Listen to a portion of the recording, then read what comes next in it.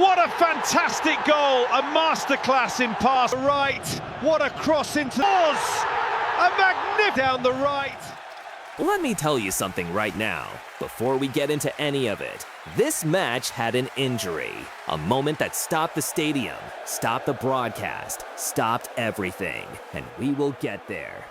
But first, you need to understand exactly how we arrived at one of the most jaw-dropping upsets in this entire World Cup group stage, because what happened in San Francisco on June 20th, 2026 was not just a football result. It was a complete collapse of logic, a defiance of every number, every statistic, every expectation, and the story of how a 10-man team from South America flew into the face of a technically superior Turkish squad and somehow, impossibly, walked away with all 3 points. Türkiye entered this match in crisis mode. They had already fallen to Australia in their opening fixture, 2-0, a result that stunned their fan base and their coaching staff alike. Manager Vincenzo Montella had one of the most creative midfields in this tournament. Arda Güler of Real Madrid, captain Hakan Çalhanoğlu, and the electric young Juventus forward Kenan Yıldız. On paper, this was a side loaded with talent, capable of unlocking any defense on the planet. Against Paraguay, they needed nothing less than a win to stay alive in Group D. A loss here would eliminate them entirely. Paraguay came in equally desperate.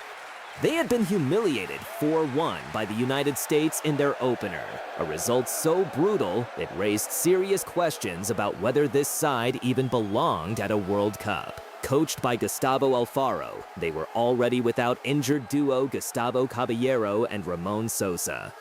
On the wings, on the press, in the press conferences, nobody was giving Paraguay a single chance in this game. Nobody. And then the whistle blew. 65 seconds. That is how long it took. 65 seconds into a World Cup must-win match, and Paraguay had already drawn first blood. Matías Galarza, receiving a clever flick from Julio Enciso, struck a long-range effort from distance that tunneled into the bottom right corner of the Turkish net. The stadium at Levi Stadium, Santa Clara, did not know what had just happened. The Turkish players stood frozen. The Paraguayan bench erupted. 1 minute and 5 seconds into what was supposed to be Türkiye's redemption match, they were already behind. Now let that breathe for a second. 67 seconds. A Turkish side boasting arguably the most technically gifted midfield trio in their group, a team that had dominated possession game after game, found themselves 1-0 down before most fans had even settled into their seats. Galarza's strike was not a fluke. It was precise, powerful, and perfectly placed. But even Paraguay's most ardent supporters could not have scripted this. This was the kind of goal that changes a game's entire psychology from the very first moment. Türkiye responded with exactly what you would expect: mass possession. They pushed forward immediately, recycling the ball, searching for a way back. The statistics that would emerge by halftime were frankly extraordinary. Turkish possession climbed above 75%. They would eventually register 32 shots in this match, 32, and yet could not find the net even once. 5 of those on target, 17 inside the penalty area, 15 from outside. Arda Güler was crafting opportunity after opportunity. Kenan Yıldız was driving at the Paraguayan defense with pace and directness. Çalhanoğlu was pulling every string from deep, and still nothing. Paraguay, meanwhile, had settled into the low defensive block that Alfaro had clearly drilled into them for precisely this scenario. They were compact, organized, and disciplined. Every time Türkiye probed, there was a body in the way. Every time they crossed, a Paraguayan head was there to clear. This was defensive football of the highest intensity, a team holding a lead with everything they had against opponents who were simply not converting their dominance into goals. And then came the moment that changed this match's shape entirely. 3rd minute of first half stoppage time. Mert Mulder and Miguel Almirón exchanged words following a foul near midfield. What followed was not a punch, not a shove, not a tackle, but a gesture so small, so seemingly insignificant that most people watching in real time had to rewind just to understand what the referee had seen. Almiron covered his mouth with his hand while saying something directly to Mulder. That was it. That was the action. Mulder immediately appealed to Salvadoran referee Ivan Barton, who went to the VAR monitor. The review was swift, and then the red card came out. Miguel Almirón, in his first World Cup appearance, sent off for covering his mouth while speaking. He became the first player in the history of football to receive a red card under this newly implemented FIFA and IFAB regulation, introduced specifically for this 2026 World Cup tournament. The rule was designed to prevent players from hiding abusive or discriminatory language from lip readers and cameras. And here, in a Group D must-win fixture at the biggest tournament on Earth, it was applied for the very first time. Paraguay's protests were immediate and passionate. Their players surrounded the referee. Alfaro was fuming on the touchline, but the decision stood. Halftime arrived with the score 1-0 to Paraguay, and they would play the entire second half with 10 men. This is where the football became genuinely absurd. You had Türkiye, a full 11 players, bursting with quality, with an extra man, with everything on the line, pressing against 10 Paraguayan defenders, and one isolated Julio Enciso. The numbers said this should have only moved in one direction. The pressure was relentless. Wave after wave of Turkish attack crashed against the Paraguayan wall.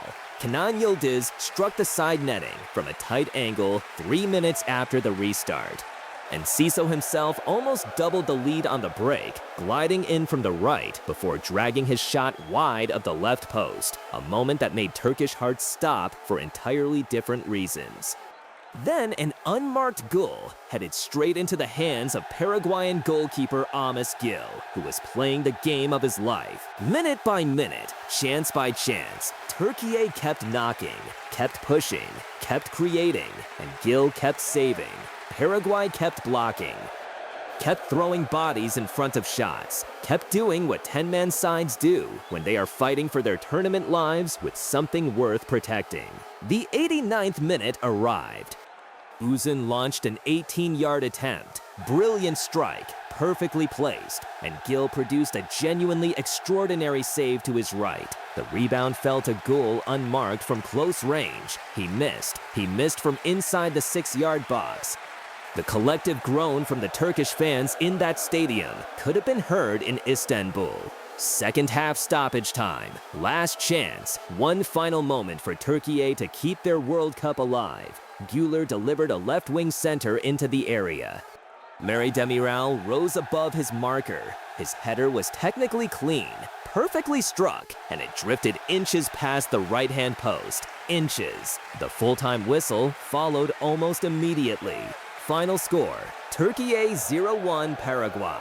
Turkey finished this match with an XG of 2.10. 2 full expected goals worth of quality chances created. Paraguay's XG across the entire 90 minutes was 0.32. 32 Turkish shots against 7 Paraguayan. Possession numbers that would have had most analysts predicting a 3-0 Turkish win at halftime. And yet the scoreboard was completely clear. Paraguay had won. Türkiye had been eliminated from the 2026 FIFA World Cup. Now, the injury, because we have to talk about it.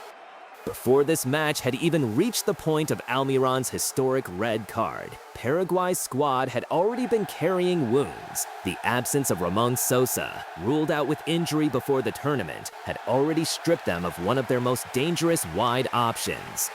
Gustavo Caballero, similarly unavailable, and Julio Enciso himself, Paraguay's most technically gifted attacker, and the man who delivered the flick assist for Galarza's winning goal, had entered this match, managing a thigh issue that had kept him in doubt throughout the build-up. The 21-year-old played, and played brilliantly, recording the most dribbles by a Paraguay player in a World Cup match since 1998. But every time he went down under a challenge, the Paraguayan bench tensed, the cameras zoomed in, Alfaro's staff watched the monitor. Enciso's body language in the final minutes told the story of a young player running on pure adrenaline and national pride while battling something underneath that no camera could fully capture. When he was finally withdrawn in the second half stoppage time, the medical staff were around him immediately. The details of what happened on that touchline, what was said, what was examined, those conversations are still ongoing. But the image of Enciso limping toward the bench while his teammates held on for their lives behind him was one of the defining images of this entire match. Here was the man who had created the winning goal, who had carried this squad's attacking threat on his shoulders through injury and exhaustion, walking off the pitch with everything hurting and everything on the line, and Paraguay still had enough left to see it through. This is what football at a World Cup looks like. Not comfortable, not logical, not governed by statistics or possession percentages or expected goals models. It looks like a 65-second goal that reverberates for 90 minutes. It looks like a hand over a mouth becoming the most consequential gesture in the history of this tournament's officiating. It looks like 10 men holding out against a Turkish side that threw everything at them and found nothing but a goalkeeper who refused to be beaten. Türkiye's World Cup is over. Paraguay lives on, battered, exhausted, reduced in number, and somehow completely, absolutely victorious. Their next match against Australia carries enormous implications for Group D qualification.